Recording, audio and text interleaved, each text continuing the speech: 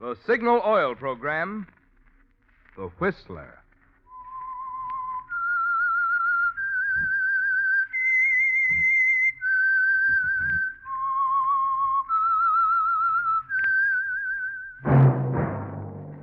That whistle is your signal for the Signal Oil program, The Whistler.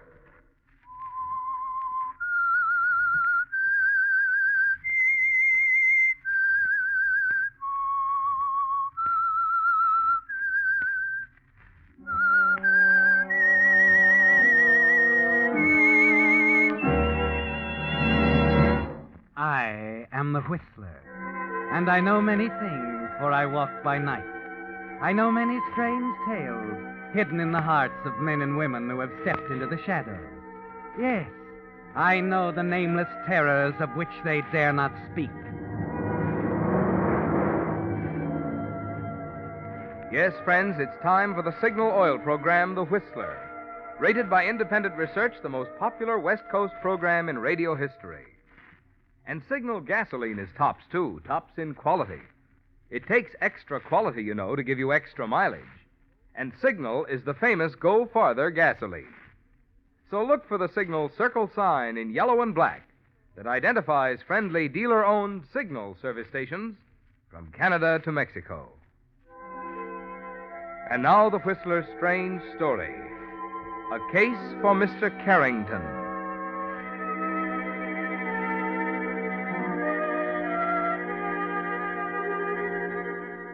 Outside, a gathering of black clouds had turned the blue waters of Kingston Harbor to a leaden gray. The breeze blowing in from the Caribbean was heavy with moisture, and on the sugar plantations, in the grinding and boiling houses, Jamaican natives sweated and muttered that a summer storm was on the way. And as usual on Saturday afternoons, the veranda of the Myrtle Bank Hotel was a gathering point for men in white linen suits whose only talk was of sugar, 24 hours a day. Men who grew it, men who shipped and sold it, men who, by some mysterious alchemy, transformed it into an inspired concoction famous throughout the world as dark Jamaican rum. But Gordon Stone, for once, wasn't thinking of sugar. The girl was too charming, the cool, wind-blown American beauty of her too irresistible. He was admitting it to himself now. This wasn't just a passing thing with a summer tourist. He was in love, and he knew it. How's the drink? Wonderful. What is it? Myrtle Bank Punch. Specialty of the house. I'd enjoy it more under different circumstances. Oh, stop it, Paula. You're not going to leave Jamaica. You're going to stay. We're going to be married. Everything's going to be... You're wrong, Gordon. I'm sailing next week. Paula. I made up my mind when I saw the morning paper. The paper? There was an item about you and Mr. Wakefield.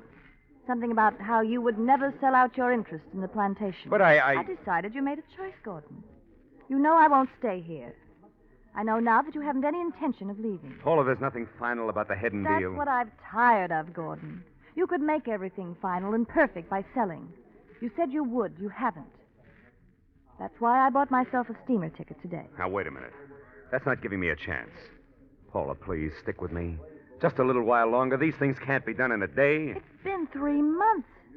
It doesn't seem so complicated to me, Gordon. You own part of a sugar plantation. Sell it. Just like that, huh? It'd bring a lot of money. Not enough, Paula. I haven't done too well. My luck hasn't been too good lately. I have some pretty pressing debts. Besides, the interests are all split up. Only 20% is mine. Yes, you've told me before. Mr. Wakefield owns 60%, his son Wade the other 20%. What's that got to do with it? Paula, I've been very loyal to old man Wakefield. He likes me. Why, if anything happened to him, his share would go to me. There'd be over $300,000. Are you asking me to wait around until Mr. Wakefield... What? Of course not. I didn't mean it that way. It's simply that, well, things can change, Paula. It's no use talking. You're practically admitting you aren't going to do a thing. I'm leaving, Gordon. You're not being fair, Paula. This is no time to desert me. Why, I'm almost ready now. What do you mean, almost ready? Why, to talk things over with the old man. You did it again, Gordon. Did what? Another one of those peculiar remarks.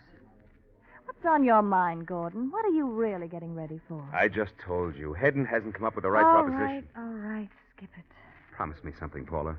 this ticket business. Say you won't I've go. postponed it too many times already, Gordon. I'm leaving on the next boat, that's all. Beg pardon, sir. Oh? Oh, yes? A message for you. Inspector Carrington is waiting for you at your house. Inspector Carrington? Oh, he's an old friend of Mr. Wakefield's, dear. You better tell the inspector that I... Never mind, Gordon. I must go anyway. All right, Paula. Paula, I'll get in touch with you. Goodbye. Would you like to take the phone, sir? The inspector... No. Just tell him I'll be out there in half hour. I'm just leaving.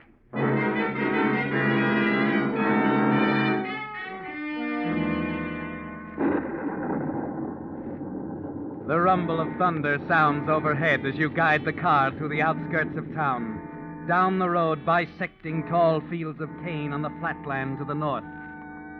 And you wonder, Gordon, if Paula knows, if she suspects there's a reason for those accidental remarks of yours, that from the moment you first saw her, Jamaica became a prison, and the tense, trapped feeling inside you began to build like the storm overhead, and that now, with her final decision, it's got to break.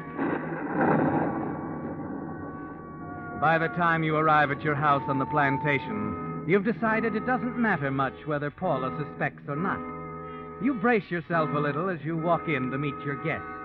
Yes, Gordon, Inspector Charles Carrington is the last person on Earth who should suspect you're planning a murder.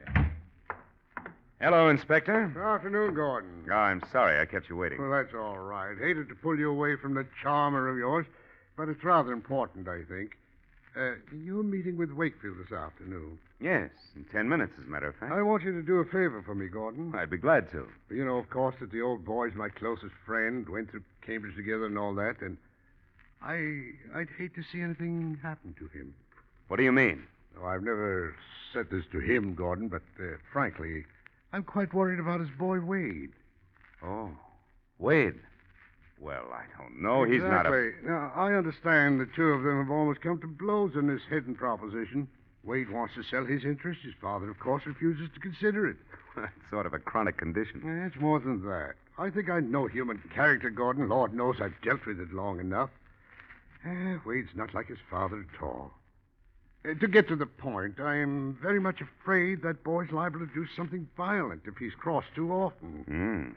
Old man Wakefield would jump down your throat if he knew you were thinking. I know it. That's why I'm telling you. If it were up to me, I'd get the boy out of the country. But you see, it isn't up to me. You think it's that serious? Huh? Oh, it could be, easily. Wade is capable of anything. Such as? Killing his father, for example. Oh, come now, Inspector. I've seen it before, Gordon. I know that look. He's fully capable of murder, and above all, he's got the motive. Oh, incidentally, I see you have a copy of my book on homicide investigation. Yes, I've had it for some time. A little out of date now. I wrote it in 23 when I was at the yard in London. But there's one thing in it that'll be sound as long as they're human beings, Gordon. Give them the motive. 9 times out of 10, you've got the murderer. Wade Wakefield's got the motive. And I'm afraid... Don't worry, Inspector. Well, I want you to look out for his father, Gordon. You're with him all the time, the two of you in business together and so on. You needn't say anything to him, of course. But if you suspect the boy's up to anything, I want you to get in touch with my office at once. I'd better be going along. Oh, can I take you anywhere? No, my car's outside, thanks. You'll go along with me on this? Why, of course, Inspector. I'd do anything for Mr. Wakefield. You know that.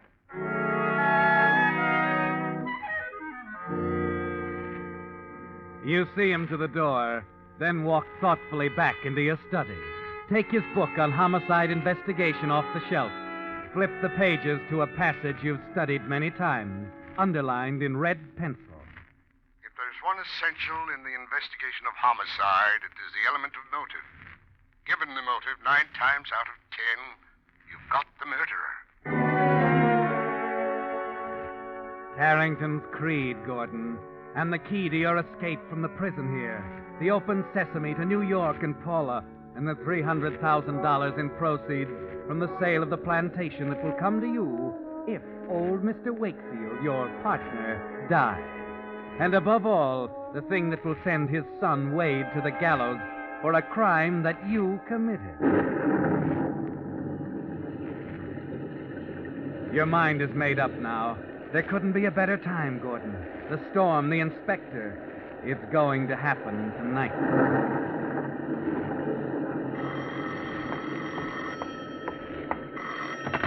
Yes? Gordon, Oh, yes, Mr. Wakefield. Wade's here. You'd better get over right away. It looks as though I may need some help. I see. Yes, sir. I'll be right over.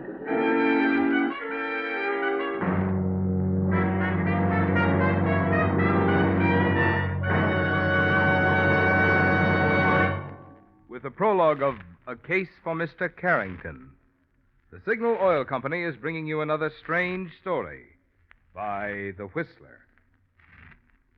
But now, since cooler weather is here to stay for a while, I'd like to say a word about an item that's going to have a lot to do with your driving pleasure from now on. Batteries. How's the condition of yours? One way to find out, of course, is to wait until your battery refuses to turn the motor over some chill morning. But a much better way is to stop by your Signal service station regularly for a battery inspection. Your Signal dealer will keep the battery water at the proper level for long, efficient service. If your battery has run down, Signal dealers have the latest equipment for safe recharging. And should you need a new battery, mister, you've come to the right place. For the new batteries that Signal dealers feature are not just another battery, no, sir. Signal batteries are very special batteries, built to exacting standards that Signal Oil Company is proud to stand back of. They're rugged, they're packed with power, and they're guaranteed. So remember, if it's the best in batteries you're looking for, you needn't look farther than your neighborhood Signal service station. And now back to the Whistler.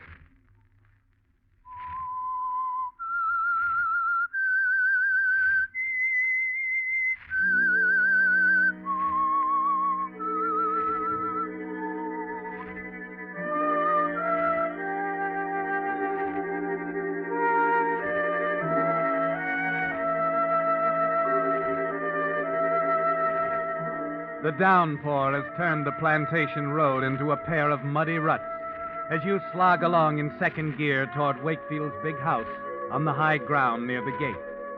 And you're thinking now, Gordon, of the murder that will take place before the storm passes. Of a custom-built case for Mr. Carrington, with a motive so strong he made a special trip to discuss it with you.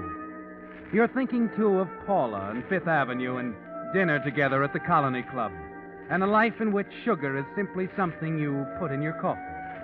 As usual, there's a violent argument in progress between father and son when you arrive. Don't you understand plain English? Of course I understand English. I was brought up on it.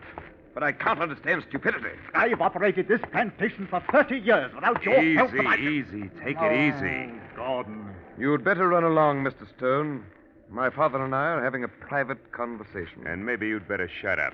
Who do you Did you hear what I said? You're going to say that once too often, old boy. When that happens, let me know. Now, what is it? The same old thing. He wants to sell his 20% to Hedden. I thought we'd settled that. You were wrong. Now that you're both here, I might as well tell you. Well, go on. I instructed your clerk yesterday afternoon to draw up the contract. Mr. Hedden and I have already had an understanding. What? The deal, in short, is made. Wade.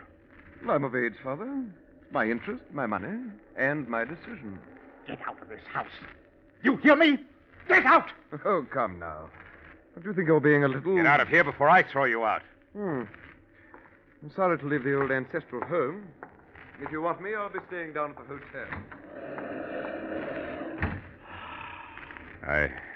I'm sorry, Mr. Wakefield, that had to happen. You'll have to excuse me, Gordon. I think I'd better lie down for a while.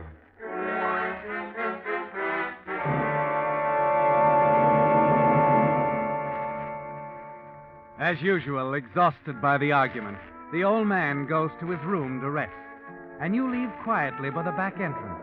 Walk across the mushy turf to one of the field office buildings.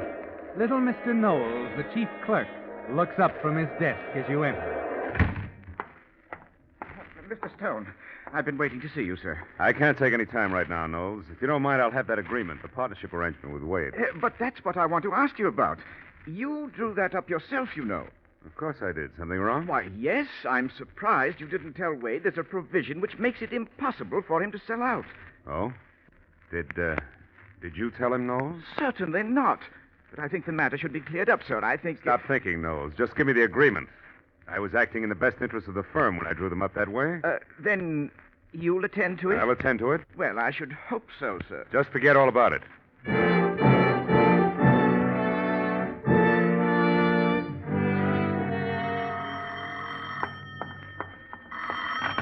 Yes? Gordon, Yes, Paula. I've been trying to get you for an hour. Oh, I'm sorry, dear. I was tied up I at the... know. I just wanted to tell you my sailing's been moved up. The boat leaves tomorrow night. Oh? You haven't... Listen, dear, I'm going to see you tomorrow. We can discuss it You all haven't then. told me, Gordon. Are you going to sell? Well, I can't tell you now, Paula. I'm sorry. So am I. Goodbye, Gordon. Paula, That's all right, Angel. You'll feel better tomorrow.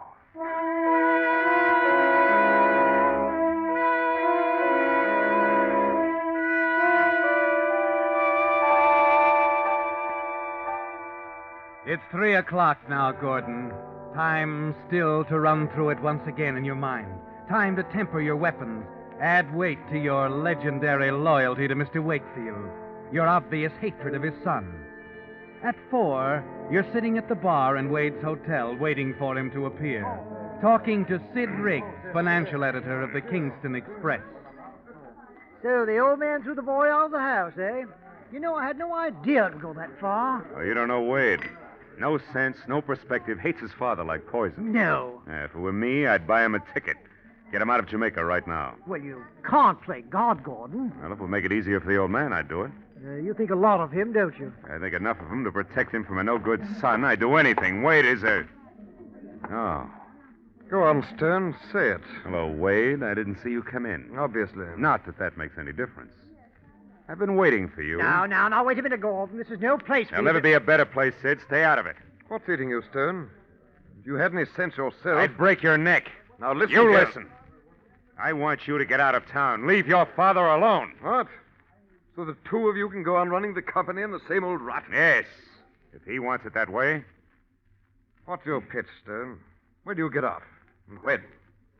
There's got to be more to it than loyalty to a stubborn old man who... Another crack like that and I'll kill you. Hey, cut it out now, Gordon. Cut it out. Leave him alone. If it's a fight he wants, I'll... Stop it. I'll call the police. You can't fight in my hotel. Yeah, come on, Wade, outside. Come on, now, you'll feel better. This isn't settled yet, Stern. Please, Mr. Stern, don't continue it. I can't say that I blame you, but the other patrons... I know. I'm sorry, Mr. Grayson. All right. It's all over. More drinks at the bar. Perhaps we talked in the lobby, Mr. Stone. Sure. I'm going anyway. I hope you realize I understand your position in this. That young Wade Of course. I wish he weren't staying here at all. Yeah. Oh, look, Mr. Grayson. As long as he is, you can do me a favor. Oh? Now, he upsets his father terribly. Anytime you hear that he's calling or trying to see the old man, would you let me know? Why, certainly. Thanks. And, I'm sorry about what happened in there. It's all right, Mr. Stone. Give them something to talk about over their drinks, but I hope it won't happen again. I hope it won't be necessary. Good night, Mr. Grayson.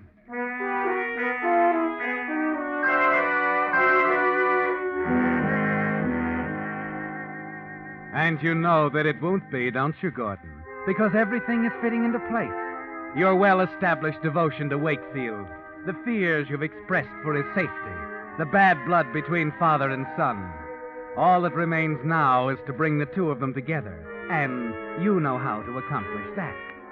At 8 o'clock, you pull up in front of the big house, reach into your pocket for the agreement the little clerk gave you, and go inside. You find Wakefield in his study, and as he reads the contract, you know exactly what his reaction will be. Then Wade can't sell out. Gordon, you're a wizard, an absolute wizard. Well, I thought there ought to be some out. Just a matter of tracking it down. You've certainly found the answer. Wade can't make a move. And will I enjoy telling that young... I wouldn't be too hard on him. After all, He's got to learn. If he's ever going to be worth anything, he's got to learn. Yes.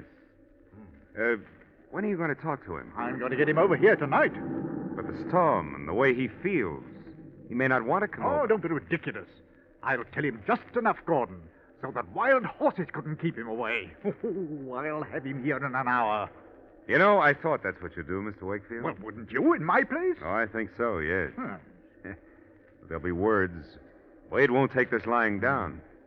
That's why I took a little liberty. Oh? I told your servants to take the rest of the evening off. Huh?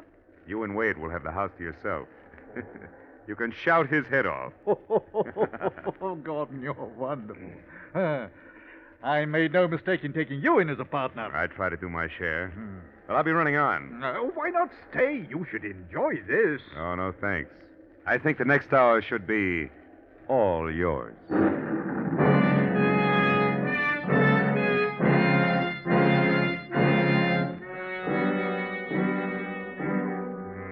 The drive across the plantation to your own quarters is pleasant, isn't it, Gordon? In spite of the mounting wrath of the storm. There's a tense, expectant feeling, some nervousness, but not enough to destroy the excitement. It's going so well. If there were any doubt that Wade would come out to his father's house, it's erased as you let yourself in, fumble across the storm-darkened room to answer your insistently ringing phone. Hello? Mr. Stone? Speaking. This is Grayson at the hotel. Oh? Mr. Stone, you asked me to call about Wade. What happened? Well, his father telephoned a while ago from the place out there. Shortly after that, Wade left. I'm sure that's where he's going. I see. I hope there isn't anything to be alarmed about, but, well, the way he rushed out of here and all, You did the right thing, Grayson. Glad you called. I'll get right over to the other house. I don't believe you could get there before he does, Mr. Stone. I've been calling... I'll do my best, Grayson. Don't worry about it. You hang up, smiling, knowing that your timing is almost perfect. But you'll have to hurry, Gordon. Wade can't leave that house before you arrive. You've got to murder Wakefield only a few moments after the two men argue and Wade drives off, heading back to town. You've got to go through with the one thing that can bring you and Paula together.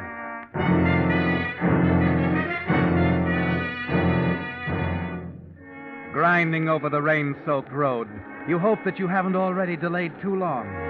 A few moments later, sloshing toward the house, you know that it's all right. Angry voices, barely discernible through the storm, tell you that the argument between Wade Wakefield and his father has reached its height. You stand, straining to listen, watching the house, wishing that the storm hadn't cut off the lights. Then you draw back as the house becomes silent. Watch tensely. A moment later, a figure slips out the side door, and you hear Wade's car start up. And you know that he's walked out on his father once again, that he's heading back to town.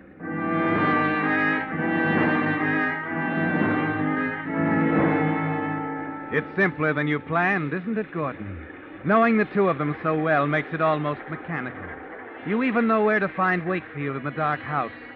And you swing onto the veranda, climb easily up to the bedroom window, where he's certain to be lying down, exhausted from his own anger.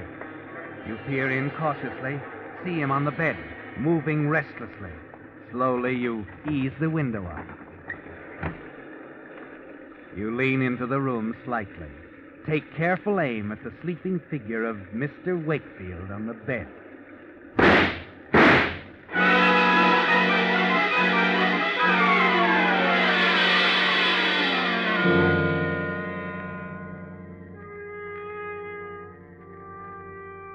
You told me to call you, Inspector Carrington, but I'm afraid it's too late. You're sure he's dead? I saw it happen. The hotel manager called me.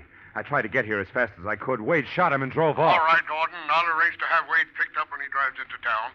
You stay there. I'll be right out. I'll be here. Oh, and Gordon. Yes? I wouldn't touch anything. Better stay out of the room. All right, but try to hurry, Inspector. I feel terrible about this. I know, but there's nothing you can do. Just go easy, old man. Well, that's that. We'll be together, Paula. Sooner than you think.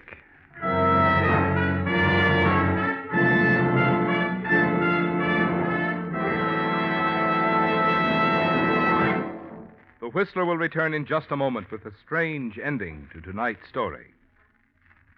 Meantime, 2 points it'll pay every driver to remember if you want to be sure of the tops in quality when you buy gasoline.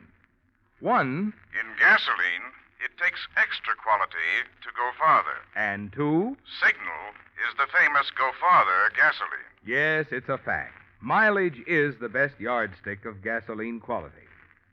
After all, there's only one way any gasoline can give you quicker starting, faster pickup, and smoother knock-free power. That's by helping your motor run more efficiently. And when your motor runs more efficiently, naturally you see proof of it on your speedometer in mileage, the very thing Signal gasoline is famous for. That's why we're so proud of Signal's good mileage, which has made Signal gasoline known from Canada to Mexico as the Go Farther gasoline. And it's why we say, to be sure of the tops in gasoline quality, there are just two things to remember. One, In gasoline, it takes extra quality to go farther. and two, Signal is the famous Go Farther gasoline. and now back to the Whistler.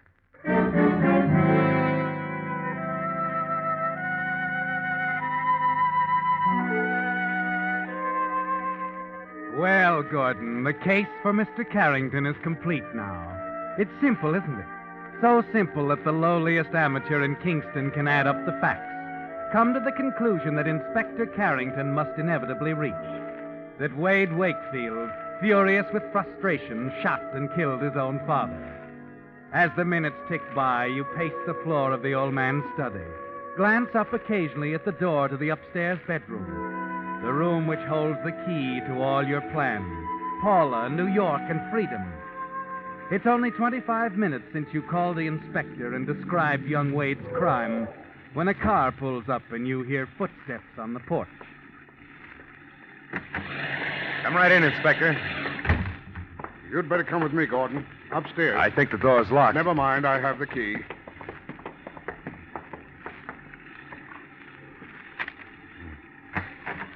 Here we go. Dead all right. Shot through the head. Yes, it's just as I told you. I saw Wade raise the gun and... A flash of lightning illuminates the room, and you get a good look at the body on the bed. Your knees buckle as it hits you. Of all the men in Kingston, Gordon, of all the men in the world, you've managed to kill the one against whom, in the eyes of Inspector Carrington, you had a solid motive. But Mr. Wakefield was... Wakefield is outside in the car waiting. They quarreled. Wade fell and struck his head. His father brought him up here before going for the doctor. Wade. It was Wade. Yes, Gordon. It was Wade you shot. Funny, isn't it, Gordon? Only this afternoon I was telling you. Given the motive. And who had a better motive to kill young Wade than you?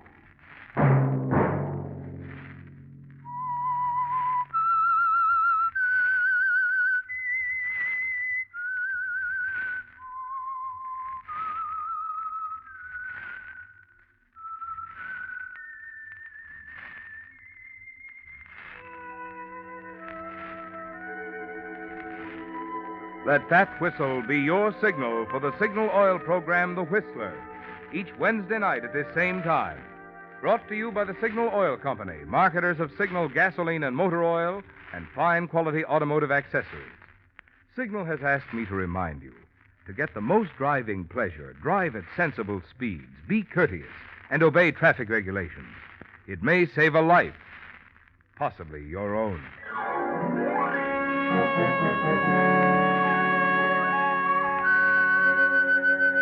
Featured in tonight's story were Gerald Moore and Mary Jane Croft. The Whistler was produced by George W. Allen, with story by Joel Malone and Harold Swanton, music by Wilbur Hatch, and was transmitted to our troops overseas by the Armed Forces Radio Service. Next Wednesday, for a full hour of mystery, tune in a half hour earlier. Enjoy The Saint as well as The Whistler. This is Marvin Miller speaking. This is CBS, the Columbia Broadcasting System.